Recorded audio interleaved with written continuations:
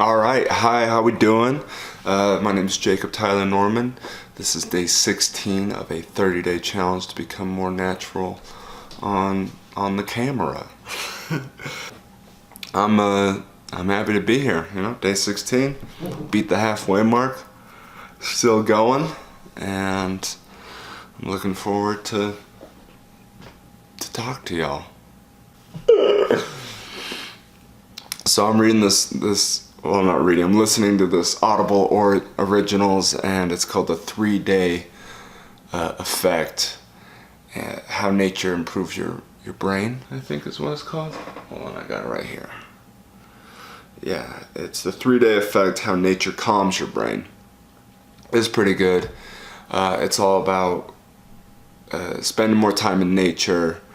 Specifically 3 days has a certain effect on your brain for the positive, like it's healthy, specifically to people who are dealing with like trauma. So in the beginning of the book, they take these veterans from like the Iraq War who are going through like PTSD and stuff, and they take them on a river rafting trip, which is pretty cool because if you've never been river rafting, it's fun as hell. I went once when I was a little kid. Me and my family did I think it was the Colorado River, or maybe it's the Green River. That's the one in the book, is the Green River they go on. And so I did that when I was young. Definitely want to do it again. But they take these veterans on this river rafting trip, and throughout the trip they like monitor I guess like their brains through EEGs, and they do all these tests. They're not the lady who's doing the interviews or whatever. She's you have to read the whole book to get the test results. So I still got to finish it, but just like the interviews she's doing with these different soldiers, a lot of them, if not all of them, said that their experience being out in nature was healing, and by day 3 they kind of let go of a lot of stress and anxiety that they were carrying with them. And then the next part of the book, which is where I'm listening to right now, is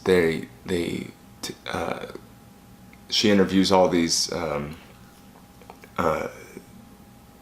ladies who have gone through horrible sexual assault and abuse and have drug problems, and so these are women from women's shelters, and they go on this backpacking trip, and the backpacking trip, it starts to snow, and so the people that they're on this trip with, this community, wants to make sure that they feel safe, because feeling safe is really important when you're trying to heal from trauma. But they end up camping instead of backpacking, and then on the 3rd day, because the snow's getting pretty bad, they stay in a lodge, but the lodge is still in the middle of nature, and you hear all these interviews of like what these women have been through, and it's like, I mean, I like stories where I hear people who've gone through. I don't like to hear people who've gone through the ringer, but when you hear stories of people who've gone through some like real stuff, some like war and abuse and problems with addiction and all that type of stuff, why get mad if someone cuts you off in traffic? Like, what have you really been through? When you hear people who've gone through some really tough times, it changes your perspective. I wish people didn't have to go through that type of stuff. That's a bummer. But yeah, just hearing the stories from these people, it's actually really inspiring, and seeing how like nature plays into the healing process.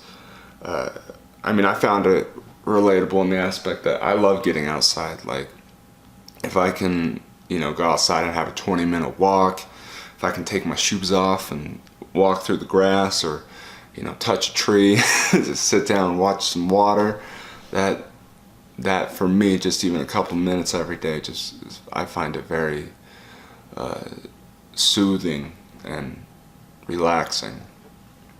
I got this, I don't got this, but I live in an apartment building, but if I like walk for like 2 or 3 minutes, there's this big park by my apartment building, and there's a river that runs right through it, and there's a bench, this like my, I guess my meditation spot or whatever, because I like to go sit on that bench and I just listen to the water, you know, zooming by. The water's really high right now. Like, I went out there before I filmed this, and because I go out there almost every day, and it's just,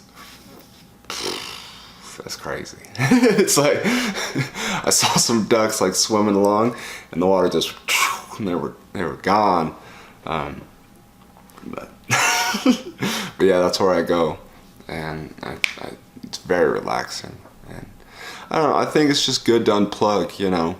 We live in a world where there's like just like I noticed that I get like just from like I'll just sit and be scrolling through Instagram or Snapchat or whatever, and it's just like, and then I'll like my neck will start to hurt. I'm like, how long have I been looking down? Like, what's wrong with me? There's just so much time we waste looking at screens, and I mean, there's a lot of upside to technology, you know, but I think if we start to lose, like, everyone lives in cities now, like, even in my hometown where I live, like, in my own lifetime, there's been so much growth in construction. Like, I heard a study the other day, not a study, like a news report, where they said, where I live, in the next 20 years, we're gonna like double in size. So, ooh. I think traffic's bad now, it's gonna get worse, you know? People migrating here. But yeah, it's just, you know, everyone's moving into cities, and then even, you know, places that are like wide open lands are being developed to be cities.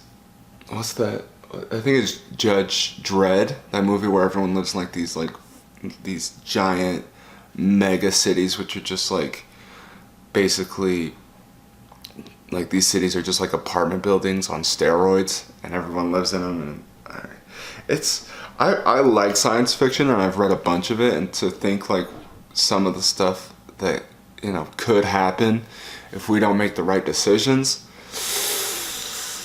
Ooh, like, yikes. It's crazy, man. It really is. But yeah, so I think technology has a lot of advantages, and we should use it for good, as, you know, as much as we know how. But I think to lose touch or contact with nature is a danger within itself, because, you know, we were built to be in nature. That's, you know, that's how we evolved or whatever. Anyways, I guess that's all I want to say. I'm going to continue reading this 3-Day Effect. I want to see how it ends, because they do some studies, and I want to see, you know, what they report, because that's the author says, like, you know, you got to finish the book to find out what our studies have shown us, what the hard data is. But I'm going to continue reading that. It was fun talking to y'all. Thank you so much. This is Jacob Tyler Norman signing out for day 16. I'll see you tomorrow for day 17. Like, subscribe, follow, hit the bell, you know, all that stuff. Anyways, thank you. I'll see you next time. Alright, love you. Bye-bye.